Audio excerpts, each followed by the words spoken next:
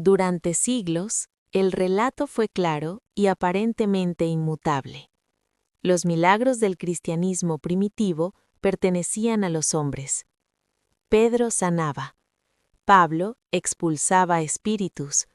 Los apóstoles realizaban prodigios en nombre del Maestro. Y María Magdalena lloraba.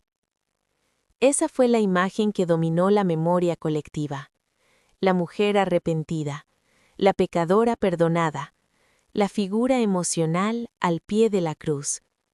Pero cuando los textos olvidados comenzaron a salir a la luz, esa imagen empezó a resquebrajarse. Lo que apareció no fue una pecadora penitente, fue una maestra, una visionaria, una mujer que sostenía espiritualmente a los discípulos cuando el miedo los paralizaba.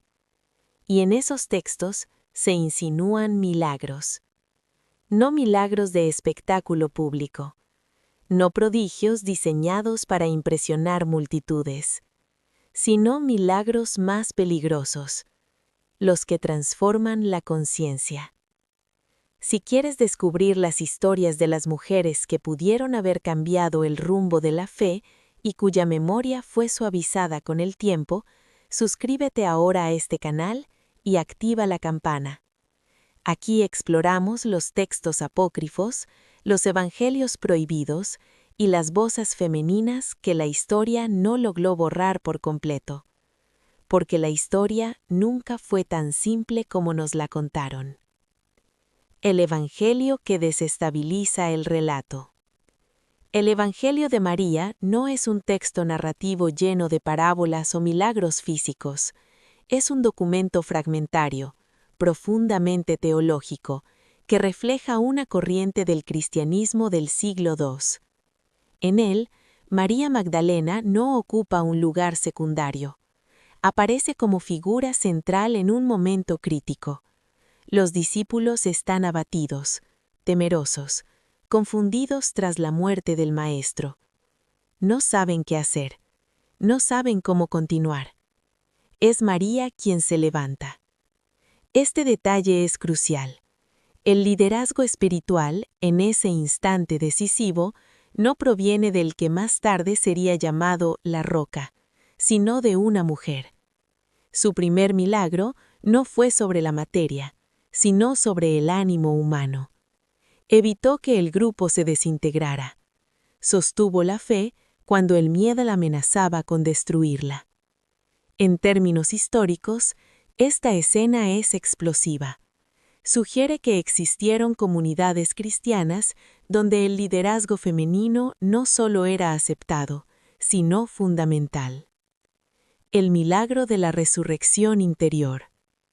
En los evangelios canónicos, la resurrección es corporal. En la tradición gnóstica, la resurrección es ante todo espiritual. El Evangelio de María describe una visión en la que el alma asciende enfrentando fuerzas que intentan retenerla: el miedo, el deseo desordenado, la ignorancia. Estas fuerzas no son demonios teatrales, sino estados interiores. Aquí aparece el segundo milagro. María no levanta cadáveres, levanta conciencias.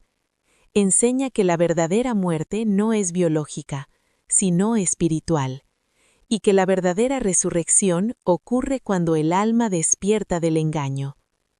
Algunas tradiciones místicas posteriores hablarán de los pequeños o niños como símbolos de almas inmaduras, necesitadas de guía. Cuando María transmite conocimiento oculto, está devolviendo la vida a quienes permanecían espiritualmente dormidos. No existe un relato histórico confiable que afirme que revivió físicamente a una niña, pero dentro del simbolismo gnóstico, ella realiza algo aún más radical. Libera del dominio de la muerte interior. En esa teología, eso es un milagro mayor. El conocimiento que desafía la jerarquía. Uno de los momentos más intensos del texto es el conflicto implícito con Pedro. Él cuestiona que el maestro haya confiado enseñanzas especiales a una mujer. Este no es un detalle anecdótico, es un reflejo de tensiones reales que atravesaron las primeras comunidades cristianas. ¿Quién tiene autoridad para interpretar la experiencia espiritual? ¿La autoridad proviene del cargo o de la comprensión interior? ¿Puede una mujer recibir revelaciones superiores? El simple hecho de que el texto preserve esta tensión demuestra que existían corrientes donde María Magdalena era vista como depositaria de conocimiento profundo. Y si ella comprendía los misterios mejor que otros discípulos, entonces el centro del poder espiritual no era exclusivamente masculino. Ese pensamiento era y sigue siendo profundamente controversial. El Evangelio de Felipe y la cercanía espiritual. El Evangelio de Felipe añade otra dimensión a la figura de María. Allí es llamada compañera del Señor, utilizando el término griego koinonos, que implica participación y comunión. Más allá de interpretaciones modernas sensacionalistas, el contexto gnóstico indica una unión espiritual, una cercanía en el conocimiento. Incluso el texto menciona gestos simbólicos como el beso, que en el mundo antiguo representaba transmisión de espíritu o sabiduría. No es una escena romántica, es iniciática. Esto convierte a María en algo más que discípula fiel.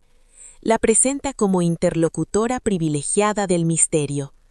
Y si ella recibía enseñanzas profundas, es lógico pensar que su autoridad pudo haber sido considerable en ciertos círculos. La transformación de su imagen. Con el paso de los siglos, el cristianismo comenzó a consolidar estructuras más definidas. La diversidad teológica se redujo. Los textos considerados heterodoxos fueron excluidos del canon canónico. La figura de María Magdalena también cambió. En el siglo VI, una homilía del Papa Gregorio I fusionó su identidad con la de otras mujeres del Evangelio, incluyendo a la pecadora anónima. Esta reinterpretación no provenía directamente de los textos bíblicos, pero terminó moldeando la imaginación occidental durante más de 1000 años.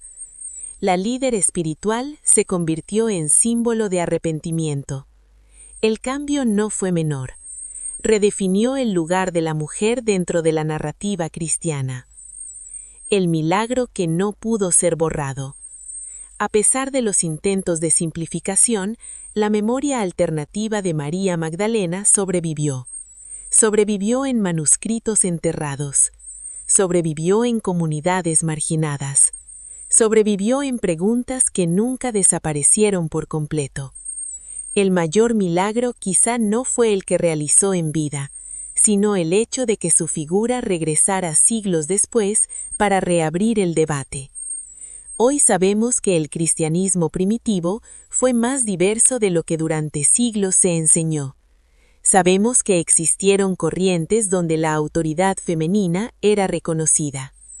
María Magdalena emerge en esos textos no como pecadora anónima, sino como mujer que comprendió, enseñó y sostuvo.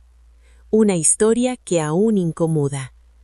Aceptar que María Magdalena pudo haber tenido un rol espiritual central no destruye la fe, la complejiza, la enriquece, la humaniza, pero cuestiona estructuras que se consolidaron con el tiempo.